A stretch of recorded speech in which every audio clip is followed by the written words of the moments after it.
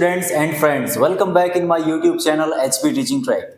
Students, हमारी maths की series चल रही थी, कुछ टाइम से उसकी क्लास में डिले हो गई, काफ़ी गैप हो गया क्योंकि हमारी लाइव क्लास का सेशन चल रहा था, उसमें मॉडल पेपर सॉल्व कराने की कोशिश कर रहे थे।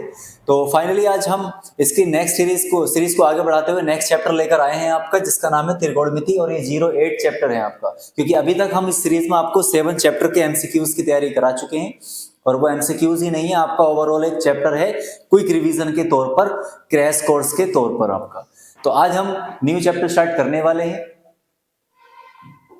चलिए स्टार्ट करते हैं आज का हम सेशन। और आज हम पढ़ने वाले हैं त्रिकोणमिति। क्या पढ़ने वाले हैं हम? त्रिकोणमिति, जिसको हम बोलते हैं ट्रिगोनोमेट्री। क्या बोलते हैं हम? ट्रिगोनोमेट्री।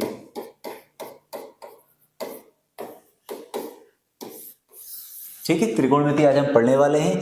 तो देखिए, सबसे पहले हमने आपको बता ही दिया है कि हम जो है आपको कुछ कीज पॉइंट प्रोवाइड कराते हैं, ताकि आपको फर्स्ट टाइम भी अगर आप जुड़ रहे हैं, इस क्लास में जुड़ रहे हैं, जिसने पहले की सीरीज में जो आपने चैप्टर नहीं देखे, तो आप प्ले लिस्ट में जाकर जो है मैथ्स एमसीक्यूज क्लास 10 नाम से मिल जाएगी आपको, आप देख सकते हैं। ठीक है, कोई दिक्कत नहीं, ढूंढने में कोई दिक्कत नहीं पड़ेगी आपको, प्ले लिस्ट में लाइन से चैप्टर मिल जाएंगे 01 से लेकर 07 तक। आज हमारा जो चैप्टर है वो कौन सा है?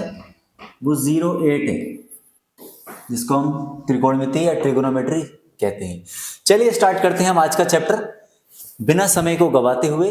कीज पॉइंट्स ऑफ सिलेबस, क्या क्या पता होना चाहिए सर इस चैप्टर को कवर करने के लिए, त्रिकोणमिति में अपना बजट बनाने के लिए, अपना बेस बनाने के लिए। तो देखिए, सबसे पहले तो आपको कुछ टर्म्स पता होनी चाहिए, और ये 6 टर्म यूज होंगे। पहला होता है आपका साइन। क्या होता है आपका? पहला होता है साइन, दूसरा होता है कोस, तीसरा होता है टेन, फिर होता है कोट, फिर सेक, फिर कोसेक। इनकी जो फुल टर्म होती है वो ये होती है, साइन की जो फुल टर्म होती है वो होती है साइन, ई और लगा हुआ होता है। कोस का होता है कोसाइन, टेन का होता है टेंजेंट, कोटेंजेंट, सेकेंड और कोसेकेंट। ये इनकी फुल टर्म होती है हमारी, ये पता होना चाहिए आपको, क्योंकि कहीं ना कहीं एमसीक्यूज में आपसे पूछ सकते हैं आपसे। ये आपकी 6 टर्म, यानी इन 6 टर्म के अलावा आपकी कोई भी टर्म जो है त्रिकोणमिति में यूज नहीं होती है। चलिए अगली स्लाइड आपके सामने आ चुकी है, और आपके चैप्टर में 3 एक्सरसाइज है, 8.1, 8.2, 8.3। और आपके 10th क्लास में जो है ट्रिगोनोमेट्री का सिर्फ क्या इंट्रोडक्शन है, ज्यादा हैवी बेस में जो है आपके चैप्टर नहीं है, नॉर्मल इंट्रोडक्शन है, नॉर्मल आपकी ट्रिगोनोमेट्री बेसिक वाली। तो 8.1 जब आप सॉल्व करते हैं तो उसमें आपको जो है रेशियो वाले सवाल मिलते हैं। अच्छा, एक चीज और समझ लीजिए, ये देखो ट्रायंगल बना हुआ है आपका, इसको बोलेंगे हम right angle triangle. Right angle triangle का मतलब होता है हिंदी में समकोण त्रिभुज। और समकोण त्रिभुज वो त्रिभुज होता है जिसका एक एंगल जो है 90 डिग्री का होता है। और 90 डिग्री के जो एंगल होते हैं उनकी जो है ये साइड जो होती है वो स्पेशल होती है। स्पेशल क्यों? क्योंकि उनके पर्टिकुलर नेम होते हैं। जैसे ये होता है कर्ण, इसको बोलते हैं हम हाइपोटेनस। ये होता है आधार, जिसको हम बोलते हैं बेस।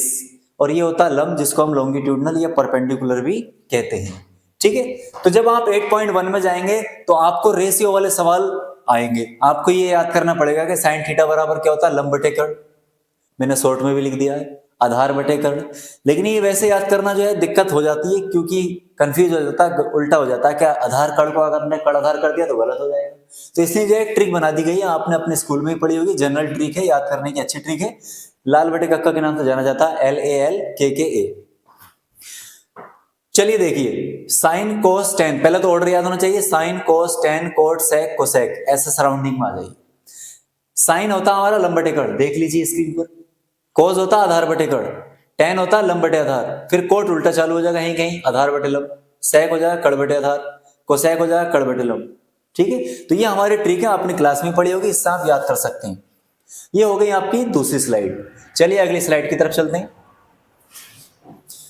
जब आप 8.2 में आएंगे तो 8.2 में जो है अप्लाई होगी टेबल। तो टेबल आपसे बनाना आने चाहिए। और देखिए टेबल मैंने स्ट्रक्चर लगा दिया, मैंने पहले नहीं बनाई, ताकि आपके सामने बना दूं, थोड़ा आपको आइडिया हो जाए। चलिए देखिए टेबल कैसे बनाएंगे। टेबल में आपको वैल्यूज याद होनी चाहिए, तो आपको ये पहली ऑर्डर याद रखना है। साइन 0 का मान आपने पढ़ा होगा, 0 होता है। क्या होता है आपका? 0। याद रखेंगे, 0 होता है। और साइन 30 का मान जो होता है 1/2। और साइन 45 का मान जो होता है वो आपका क्या होता है? 1/√2। और साइन 60 का जो होता है हमारा √3/2, और साइन 90 का मान जो हो जाता है वो आपका 1 हो जाता है। तो आपको साइन की लाइन याद रखनी है साइन थीटा की। तो ये थीटा इधर की साइड में हमने क्या लिया है, थीटा यानी एंगल लिए हैं, और इधर टर्म्स लिए हैं 6 की 6। तो sine 0, sine 30, sine 45, sine 60, sine 90। अब निकालना कोस, तो कोस क्या हो जाता है, इसका इनवर्स होता है। ठीक है, कोस 0 जो होता है वो साइन 90 के बराबर होता है, कोस 30 जो होता है वो 60, यानी 0 90 का उल्टा होता है और 30 60 का, 45 45 सेम रहते हैं दोनों की। तो उल्टी पलट कर लिख दीजिए इसको, 1√3/2, 1/√2, 1/√2, और ये हो जाएगा 1/2, और यहाँ आ जाएगा 0। ठीक है, तो तेजी से पलट के लिख देंगे। तो तेजी से आप रफली टेबल भी बना सकते हैं, अगर पेपर में आपको याद भूल जाए तो आप। चलिए, फिर tan थीटा का एक रिलेशन होता है जो अभी आगे दिखाई दे जाएगा आपका। tan थीटा बराबर होता है sin थीटा बटे cos थीटा। ये आपने टर्म कहीं ना कहीं पढ़ी होगी। ठीक है, यानी cos और जो tan थीटा होता है वो sin cos का रेशियो होता है, यानी कि अनुपात। देखिए थोड़ा सा मैं लिख देता हूँ ताकि आपके सामने रहे। tan थीटा बराबर हमारा हो जाएगा sin थीटा बटे cos थीटा। ठीक है, चलिए स्टार्ट करते हैं। तो देखिए tan थीटा निकालना है, tan 0 निकालना है, तो tan 0 के लिए sin 0 थीटा जो यहाँ होगा वही tan का होगा। तो यहाँ के यहाँ रेशियो ले लेंगे, 0 को 1 से डिवाइड कर दो, तो 0 को 1 से डिवाइड करेंगे तो कितना आएगा, तो 0 को 1 से डिवाइड करेंगे तो 0 ही आएगा। ठीक है, 1/2 को इससे डिवाइड करेंगे, तो देखिए 1/2 डिवाइड करेंगे √3/2, तो √3/2 की जगह हम क्या लिख देंगे, डिवाइड ना करके हम गुणा कर रहे हैं और गुणा में हम उल्टा लिख देते हैं। सही है, 2 से 2 कट जाएगा, 1/√3 आ जाएगा। क्या आ जाएगा हमारा 1/√3। फिर हमें निकाल लो साइन 45, तो देखिए ये टर्म सेम है, इसको इससे डिवाइड करेंगे तो ये 1 आ जाएगा पूरा डिवाइड, क्योंकि सेम टर्म है। आप इसको डिवाइड करेंगे आप, तो डिवाइड नहीं करते हम, फ्रैक्शन वाले नंबर को जो हम डिवाइड ना करके डायरेक्ट गुणा कर देते हैं। 3/2 और ये 1/2 है तो 2/1 हो जाएगा, 2 से 2 डिवाइड हो जाएगा, 3 बचेगा आपका √3। 1 को 0 से डिवाइड करेंगे तो इनफाइनाइट, याद रखेंगे 0 किसी की फ्रैक्शन में आता है, यानी डिवीजन में आता है बटे में, तो उसका इनफाइनाइट आता है, नॉन डिफाइंड या अनंत भी कह सकते हैं इसको। ठीक है, ये आ गया tan theta, tan 0 0, tan 30 1/√3, tan 45 1, और ये कितना हो जाएगा √3, और वो इनफाइनाइट हो जाएगा। अब पलट के लिख दो, क्योंकि ये इसका इनवर्स होता है, tan थीटा जो है कोट का उल्टा होता है। तो यहाँ पर इनफाइनाइट, यहाँ पर √3, 45 45 सेम होते हैं और 30 60 उल्टे हो जाते हैं, और इधर आ जाएगा 0। फिर आ जाता है आपका सेक। सेक जो होता है आपका वो कोस का अपोजिट होता है, इनवर्स होता है। तो कोस का इनवर्स कर दो, देखो सेक थीटा, कोस क्या हमारा 1। ठीक है, सेक 0 निकालेंगे तो कोस 0 पता होना चाहिए, कोस 0 का उल्टा यही आएगा आपका। 1 का इनवर्स भी करेंगे तो 1 ही आएगा, इसका इनवर्स करेंगे तो 2/√3, इसका करेंगे तो √2 हो जाएगा। ठीक है, 1 डिवाइड में लगाते नहीं, तो 2/1 हो जाएगा तो 2 हो जाएगा हमारा, और इसका क्या हो जाएगा 0, यानी इस टाइम जो है ये 0/1 है, तो 1/0 हो जाएगा, तो नॉन डिफाइन हो जाएगा। यहां पर भी क्या आएगा आपका नॉन डिफाइन, ये 0 हमारा यहां पर था। चलिए अब इसका अपोजिट कर दीजिए आप, कोई दिक्कत वाली बात नहीं है आपकी।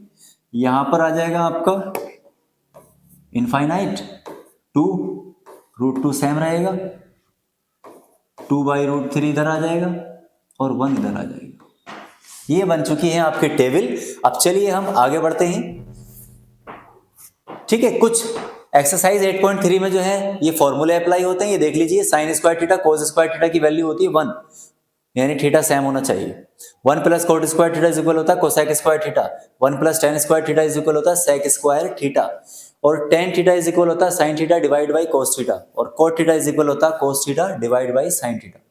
ये आपकी बेसिक चीजें हो चुकी हैं। ठीक है, तेजी से देख लीजिए। पहले पेज में हमने टर्म बताई आपको, 6 टर्म होती हैं। दूसरे में हमने रेशियो वाली साइड बताई आपको, फिर तीसरे वाले में टेबल है, और चौथे वाले में हमने आपको बताया फॉर्मूला। चलिए स्टार्ट करते हैं हम आज की क्लास। तो पहला क्वेश्चन आपके सामने आ चुका, और देखिए सवाल क्या कह रहा है, ध्यान से सुनेंगे आप। यदि थीटा इज इक्वल 60 है तो साइन स्क्वायर थीटा और कॉस स्क्वायर थीटा का मान क्या होगा? तो देखिए थीटा कुछ भी हो, थीटा कुछ भी हो, चाहे 60 हो, चाहे 75 हो, या फिर कोई भी वैल्यू आपकी हो, अगर सेम है थीटा तो उसकी वैल्यू आपकी 1 आएगी। तो ये पहला ही आंसर सही हो जाएगा। अभी पीछे वाली स्लाइड में इसका जवाब रखा है, साइन स्क्वायर थीटा और cos square theta is equal होता है 1। चलिए आगे बढ़ते हैं, पहला क्वेश्चन हमारा हो चुका है। अगला क्वेश्चन आपके सामने आ चुका है, 1 माइनस टेन स्क्वायर 45 और 1 प्लस टेन स्क्वायर 45 की वैल्यू क्या होगी हमारी? चलिए देख लेते हैं, हम इसको सॉल्व कर लेते हैं कहीं। देखिए 1 माइनस टेन स्क्वायर 45 और टेन स्क्वायर 45 की वैल्यू मैंने डायरेक्ट रख दी है आपकी 1, तो ऊपर क्या बचा 1 माइनस 1, ये डिवाइड लगा हुआ है, डिवाइड को हमने ऐसे लगा दिया, तो 1 प्लस टेन स्क्वायर 45। देखिए टेन 45 की वैल्यू 1 होती है, 1 का स्क्वायर भी 1 ही होगा, चाहो तो आप रख दो, और टेन स्क्वायर 45 यहां पर भी 1 होगा, तो 1 का स्क्वायर हो जाएगा। सही है। अब आप देखेंगे 1 का स्क्वायर 1 ही होता है, 1 में से 1 लेस करेंगे 0, और ये हो जाएगा हमारा 2, और 0 को 2 से डिवाइड करेंगे तो 0 ही आएगा। ठीक है, 0 को किसी भी नंबर से डिवाइड करेंगे 0। अब 0 भी आंसर हमारा हो जाएगा। और 1090 की वैल्यू क्या होती है ये भी पता होना चाहिए हमें। 1090 की वैल्यू आपने देखी थी टेबल में, 1090 की वैल्यू कितनी होती है? रूट 1090 की वैल्यू हमारी होती है नॉन डिफाइंड। ठीक है, क्योंकि 10 उसकी वैल्यू के रूप में भी आपके आंसर हो सकते हैं, इसलिए मैं आपको आइडिया दे रहा हूँ। कभी आप डायरेक्ट ये देखें कि आंसर नहीं है हमारा, कभी कभी ऐसा भी हो सकता है जैसे 1090 का मान 0 होता तो ये वाला ऑप्शन हो जाता, जैसे यहाँ पर साइन 90 होता तो ये आंसर हो जाता हमारा, लेकिन 0 हमारे पास सामने है, तो इसका जो आंसर हो जाएगा हमारा वो डी हो जाएगा। तो D is the right answer for the question number 2। चलिए अगले सवाल की तरफ। अगला क्वेश्चन आपके सामने आ चुका है, 9 सेक स्क्वायर ए माइनस 10 स्क्वायर ए। चलिए बढ़िया सवाल है हमारा।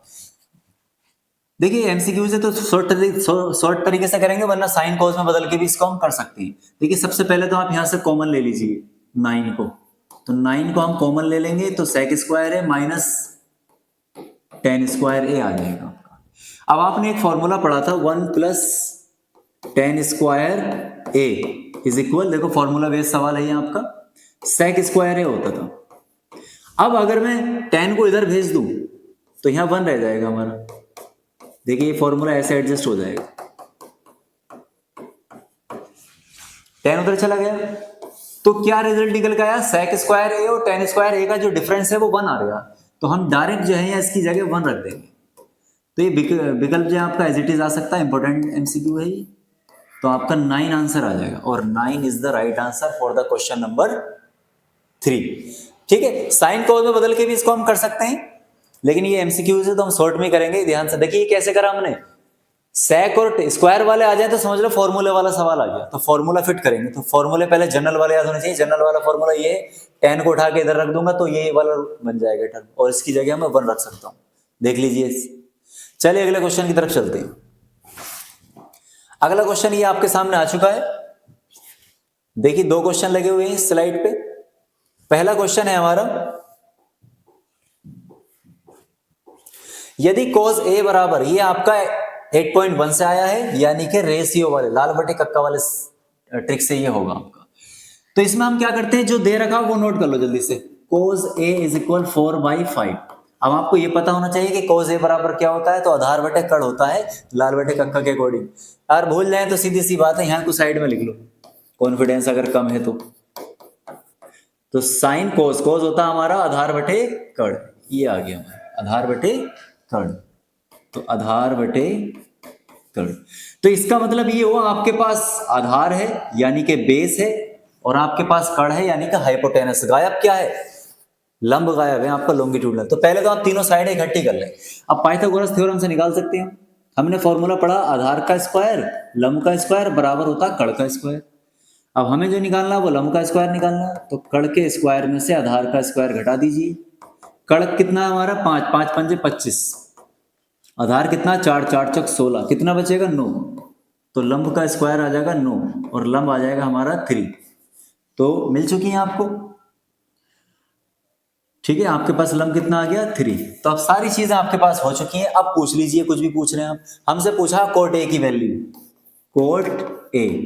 अब हमने कोट पढ़ा है, sine cos tan, cot, cot होता है लंब, टेन का उल्टा। 3 याद रखनी है आपको, तो टेन होता है लंब बटे आधार, तो कोट उल्टा हो जाएगा आधार बटे लंब, आधार बटे लंब। आधार हमारे पास कितना 4 है हमारे पास, और लंब अभी अभी निकाला हमने 3, 4/3 आंसर हो जाएगा। क्या ऑप्शन में है? बिल्कुल है सर। ठीक है, ये आपका बी आंसर बिल्कुल ठीक हो जाएगा। चलिए आगे बढ़ते हैं। अच्छा, एक क्वेश्चन यहाँ पर एक और है अभी आपका, यदि सेक थीटा इज इक्वल 2 तो थीटा का मान बताइए। अच्छा, ये क्वेश्चन इनकम्प्लीट हो गया है क्या? नहीं, सही है, पूरा है,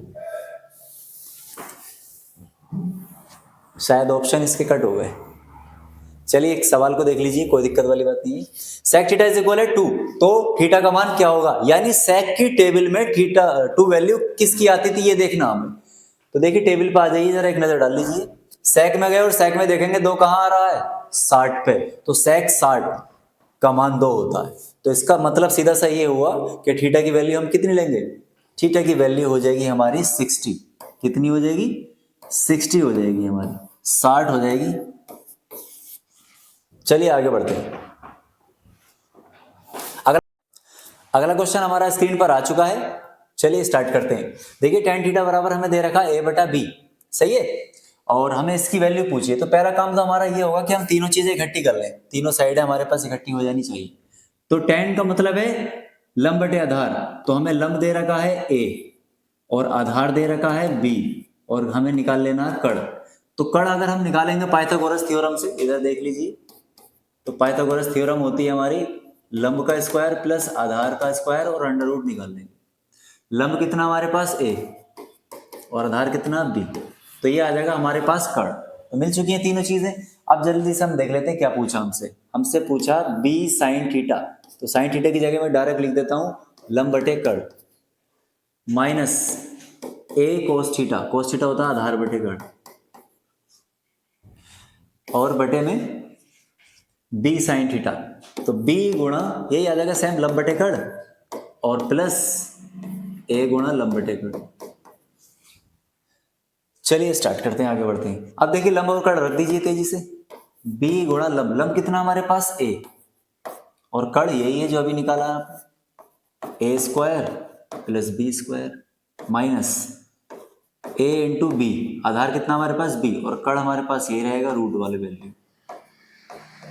ठीक है, ये हो जाएगा, और इसके डिवाइड में इसकी वैल्यू रख देंगे सेम, ये हो जाएगी हमारी b इंटू, ये सेम वाली कंडीशन रह जाएगी हमारी, और ये हो जाएगी प्लस, और ये भी हमारी सेम वाली कंडीशन रह जाएगी, a इंटू, और जो ऊपर लिखेंगे यही वाला रेशियो यहाँ को लिख देंगे। तो आप क्या देखेंगे, ऊपर वाले नंबर को आप नॉर्मल करके लिखेंगे तो ये हो जाएगा ए बी बटा root A square plus B square minus A B बटा root A square plus B square, और डिवाइड में भी ये वाली टर्म बचेगी आपकी,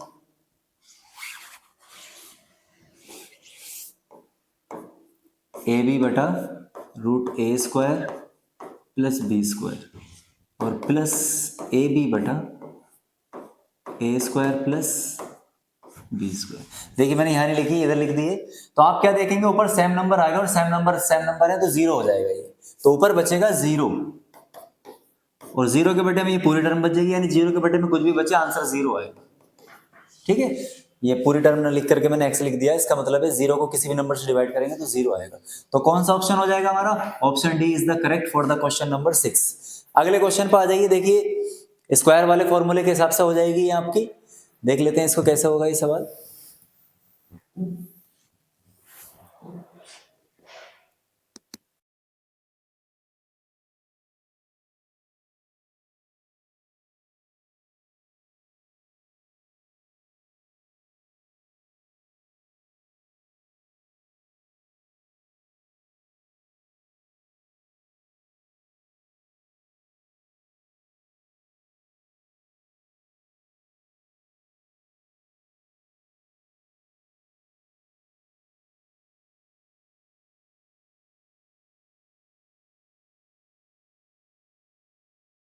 चलिए क्वेश्चन नंबर 7 को जो है सॉल्व कर लेते हैं हम। Sign square theta plus 1/1 plus tan square theta. चलिए देखते कैसे करते हैं। कुछ समझ में नहीं आया आपको क्या कौन सा फॉर्मूला लगेगा, तो साइन कोस में बदल दो। ठीक है। 1 प्लस, अब टेन स्क्वायर, टेन हमने पढ़ा था साइन थीटा बटे कोस थीटा, यही होता था रेशियो वाले फॉर्मूले से, लेकिन यहाँ स्क्वायर भी लगा हुआ है तो हम स्क्वायर भी लगा देंगे। ठीक है, आगे सॉल्व कर लेते हैं इसको।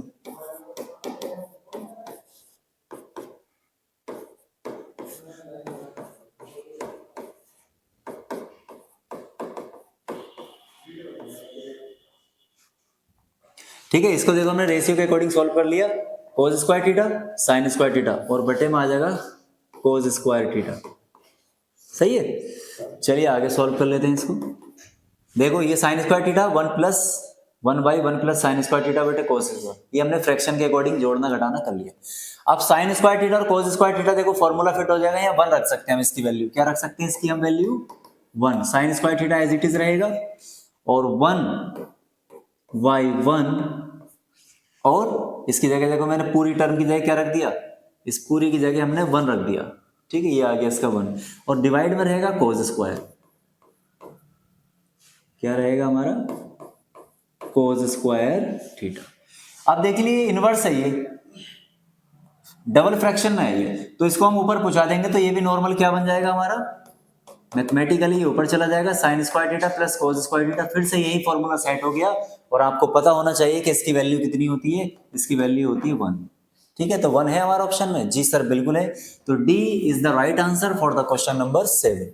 चलिए अगले क्वेश्चन की तरफ चलते हैं।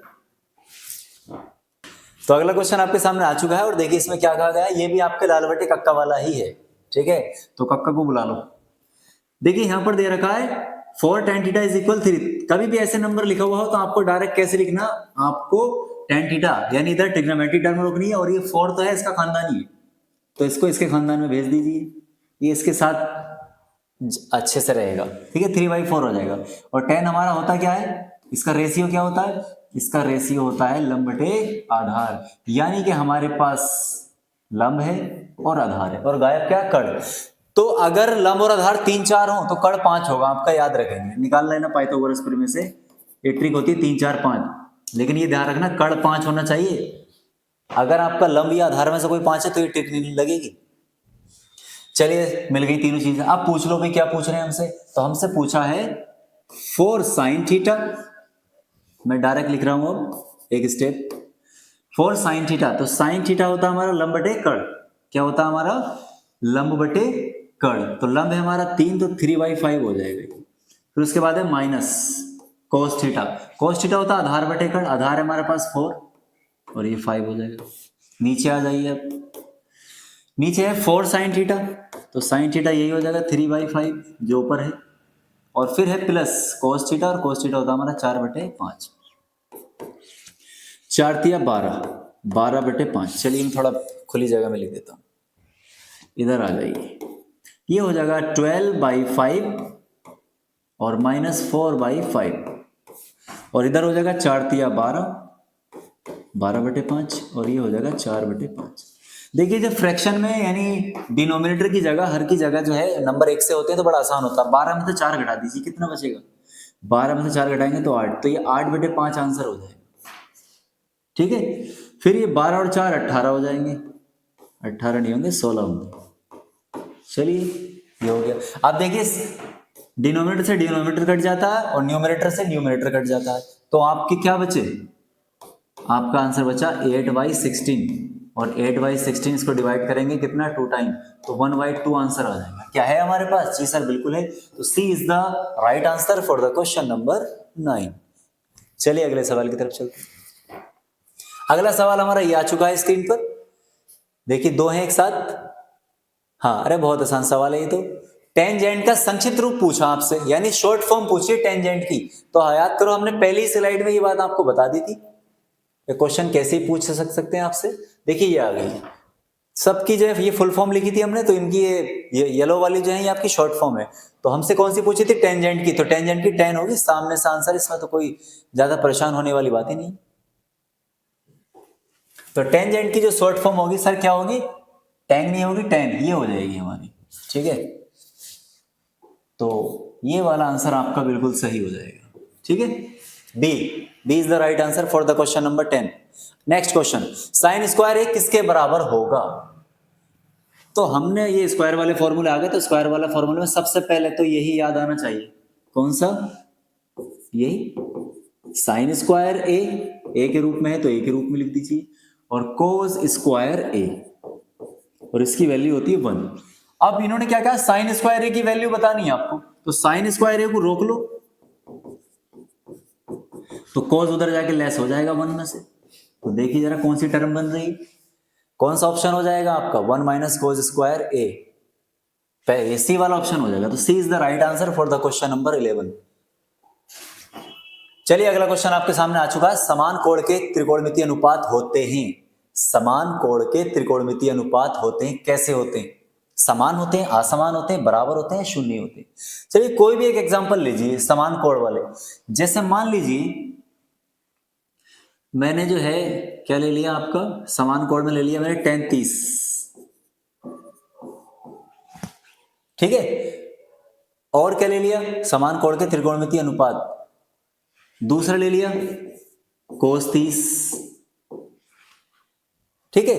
तो इन दो से आइडिया कर लीजिए क्या आ रहा है, tan 30 की वैल्यू हमने पढ़ी थी 1/√3 आती थी, और cos 30 की वैल्यू वो होती है जो sin 60 की होती है, और sin 60 की वैल्यू होती है। तो आप क्या देख रहे हैं, ये एक से तो बिल्कुल नहीं आ रहे। तो समान कोण के जो त्रिकोणमितीय अनुपात हैं वो जरूरी नहीं है कि समान आए, वो असमान आएंगे और समान भी आ सकते हैं। 45 वाले केस में जो है बराबर होते हैं हमारे, अगर 45 का सीन कहें आपसे तो बराबर हो जाएगा।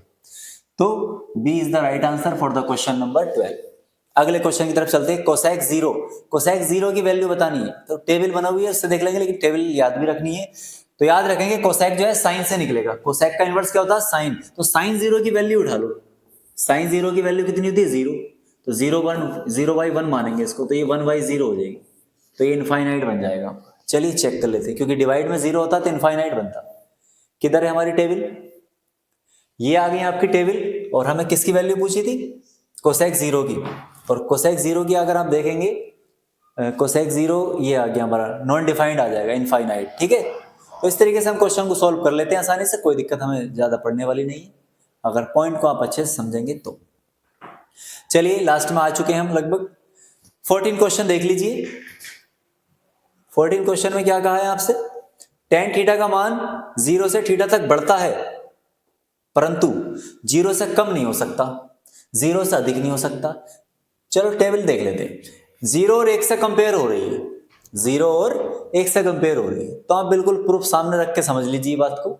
tan की बात चल रही थी, तो देखिए tan 0 से शुरू होता है, फिर ये बढ़ा, फिर ये और बढ़ा, और फिर ये और बढ़ा, ऐसे ही बढ़ता रहता हमारा, ठीक है। तो बढ़ रहा है इसका मतलब, तो कम से कम 0 होगा और उधर काफी लंबे तक बढ़ जाएगा। √3 1.732 होता है इसका मान, तो 1 से ज्यादा ही होता है, 1.732, 1.732 भी याद रख सकते हैं आप। तो 0 से तो बड़ा है आपकी वैल्यू, 0 से कम नहीं हो सकती, ठीक है। और हाँ tan की बात चल रही थी, अब देख लेते हैं कौन सा सही बैठता है इसमें।